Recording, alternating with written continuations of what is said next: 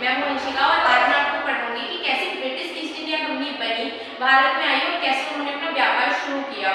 और साथ ही साथ ये पढ़ना इसलिए सबसे ज़्यादा जरूरी है कि इसी से हमें पता चलेगा ना कि कैसे उन्होंने 100 साल तक भारत में शासन किया, 100 साल तक भारत में शासन किया। उसके बाद इन्होंने तो किया, बाद में ब्रिटिश पार्लियामेंट ने भी किया, इसलिए हमें इससे पढ़ना बहुत ज़्यादा इंपॉर्टेंट है। और मैंने कल की वीडियो में आपको बताया था कि कैसे यूरोपीय कंपनियां भारत में आना शुरू हुई, उनमें मैंने आपको पुर्तगाली बताए थे, डच बताए थे, और अब मैं आपको बता रही हूँ ब्रिटिश ईस्ट इंडिया कंपनी। इसमें मैंने ऊपर लिखा है PEEDF। इसका मतलब क्या है?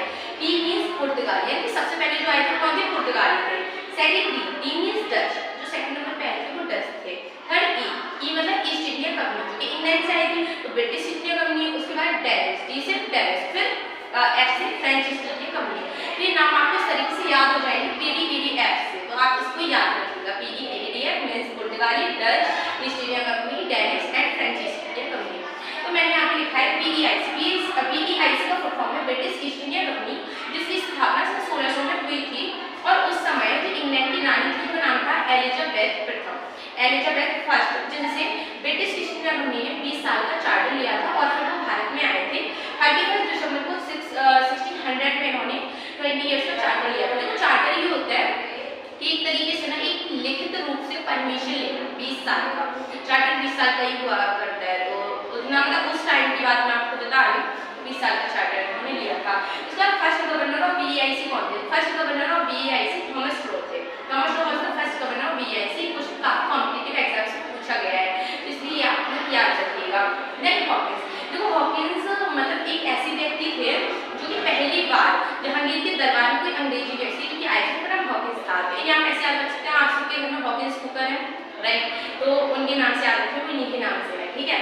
जो हॉकिंस थे वो सन 1609 में 1609 में जहांगीर के दरबार में आए थे और जेम्स फर्स्ट के राजदूत के रूप में आए थे। यानी कि जेम्स फर्स्ट जो थे उस टाइम पर इंग्लैंड के राजा थे और ये उनके राजदूत बनकर के आए।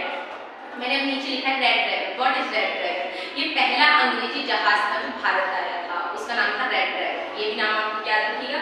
इसमें मैंने बहुत सारी फैक्ट की चीजें लिखी हैं जिनको आप अगर अच्छे से याद रखना तो काफी सारे कॉम्पिटिटिव एग्जाम्स में आपकी हेल्प करेगा। और जरूरी नहीं है कि आप अगर पर्टिकुलर सब्जेक्ट को पढ़े तो भी आप उससे पढ़ो, ये बेसिक नॉलेज है, सबको पता होना चाहिए ना, दैट्स व्हाई ये मैं बता रही हूँ। प्रथम व्यापारिक कोठी इन्होंने कहाँ खोली? जैसे मैंने कल बताया कि पुर्तगालियों ने अपनी पहली व्यापारिक कोठी कोचीन में खोली। उसके बाद डच लोग जो थे उन्होंने अपनी पहली व्यापारिक कोठी मछलीपट्टनम में खोली।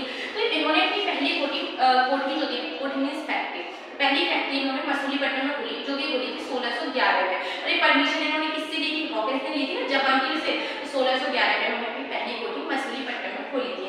देन 1613 में सूरत में व्यापारिक कोठी, देखो ऐसा हुआ था कि ये बात है 1608 में हॉकिंस के आने, जब वो आया था 1608 में आया था वो इंडिया, फिर 1609 में वो परमिशन लेके जहांगीर के पास गया।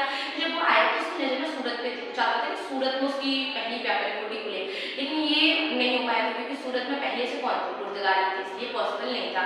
फिर इन्होंने क्या किया कि जो पुर्तगाली थे उन्हें सूरत से हटाया और सूरत में अपनी पहली व्यापारिक कोठी, पश्चिम वाली पहली व्यापारिक कोठी। मैं ये मत समझना कि अभी तो मैंने कहा था कि इन्होंने पहली व्यापारिक कोठी मछलीपट्टनम में खोली, अब मैं कह रही हूँ पहली व्यापारिक कोठी उन्होंने सूरत में खोली, तो कंफ्यूजन में नहीं रहना है। पहली पश्चिमी व्यापारिक कोठी इन्होंने सूरत में खोली थी और वैसे पहली व्यापारिक कोठी मछलीपट्टनम में थी। Is it clear now? अब देखो इसमें लिखा है 1615 में टॉमस रोक भारत आया। टॉमस रोक जो है भारत में आया था, तो ये 1615 से यानी कि 1615 से 1619 तक भारत में रहा, 4 साल रहा था। जिसके बारे में मैंने पहले भी मेंशन किया है कि first governor of BEIC British east India company बनकर के आया था। ओके, देन इसमें लिखा है 1639 में मद्रास में फोर्ट सेंट जॉर्ज की स्थापना की गई थी। ये आपको just as a date mention किया हुआ है मैंने, आपको बस याद रखना है कि 1639 में फोर्ट सेंट जॉर्ज की स्थापना कहाँ हुई थी? मद्रास में हुई थी। मद्रास यानी आज के समय का तमिलनाडु, जो आज के समय में तमिलनाडु है उसका पहले का नाम मद्रास था। इसके आज के समय में जो कोलकाता है उसका पुराना नाम कलकत्ता था। तो ये आपको थोड़ा बहुत नाम याद रखने पड़ेंगे। जैसे आज के समय में कर्नाटक है, उसका पुराना नाम मैसूर था, जिस टाइप से। तो इसमें 1661 में पुर्तगाली राजकुमारी, देखो ये ना बहुत इंटरेस्टिंग एक स्टोरी के वे में आपको बताती हूँ। बात है 1661 की। क्या हुआ था कि पुर्तगाली राजकुमारी थी, यानी कि पुर्तगाल की प्रिंसेस थी जिनका नाम था Catherine of Braganza. Catherine of Braganza जो थी उनकी शादी हुई चार्ल्स सेकंड से, यहाँ पे लिखा हुआ है चार्ल्स सेकंड, जो कि ब्रिटेन के राजकुमार थे। मतलब पुर्तगाल की राजकुमारी, ब्रिटेन के राजकुमार Catherine of Braganza and Charles second, इन दोनों की शादी हुई। तो जो पुर्तगाली थे उन्होंने दहेज के रूप में जो चार्ल्स सेकंड है उन्हें शादी कराई, उनकी राजकुमारी गई है ना, तो दहेज का सिस्टम तो बहुत पहले से चलता आ रहा है, तो दहेज के रूप में मुंबई दे दिया था ब्रिटेन को। अब आप एक चीज सोचो कि हमारा इंडिया, ठीक है, इनका कुछ भी नहीं है, मतलब ऐसे आए थे खाली हाथ, और ये हमारी जगह को ही कोई दूसरे देश को आपस में मतलब दहेज के रूप में दे रहे हैं। कितनी शर्म की बात थी इंडिया के लिए उस टाइम पर कि हमारे मुंबई को इन्होंने दहेज में दे दिया है। तो ये बहुत ज़्यादा शेमफुल था, लेकिन चलो आगे देखते हैं जो भी हुआ। तो 1661 में दहेज के रूप में मुंबई दे दिया। तो अंग्रेजों ने क्या किया 1687 में, यहाँ पे लिखा हुआ है 1687 में जो ब्रिटिश ईस्ट इंडिया कंपनी बोले तो मुंबई में क्या, तो उन्होंने सूरत से हटा करके अपना पश्चिम का मुख्यालय मुंबई को बना लिया। तो आपको ना आगे चल मैं पढ़ाऊंगी, तो जो ब्रिटिश ईस्ट इंडिया कंपनी थी ना उसकी 3 प्रेसिडेंसीज थी, जिनमें सबसे पहली थी मद्रास, दूसरी थी मुंबई और तीसरी थी बंगाल। बंगाल में कोलकाता है, मुंबई एंड ये कोलकाता, मुंबई एंड मद्रास, ऐसे आपको याद रखना है, ठीक है। तो इस तरीके से उन्होंने अपना जो है पश्चिम का, यानी कि मुंबई का कहाँ पे बना लिया, पश्चिम का मुख्यालय कहाँ बना लिया, मुंबई में बना लिया था, ओके, यानी कहाँ पे था, सूरत में था। अब यहाँ पे लिखा है 1698 में फोर्ट विलियम का निर्माण हुआ। ये क्वेश्चन भी काफी ज्यादा बार पूछा जाता है कि बताइए फोर्ट विलियम कहाँ पर है, तो कलकत्ता में, कोलकाता जो कि आज के टाइम पे कोलकाता और पहले कलकत्ता, उसमें फोर्ट विलियम था जिसकी स्थापना 1698 में की थी। और इसके जो फर्स्ट प्रेसिडेंट थे वो चार्ल्स आयर थे। कौन थे, चार्ल्स आयर थे, ये नाम आपको याद रखना पड़ेगा। Was the first president of fort William which was established, fort William which was established 1698। तो इसके फर्स्ट प्रेसिडेंट थे चार्ल्स आयर और ये कलकत्ता में बना था। कलकत्ता का पुराना नाम, कलकत्ता जैसे आज मैं बता रही हूँ कोलकाता है, पहले कलकत्ता था, उससे भी पुराना एक नाम था गोविंदपुर।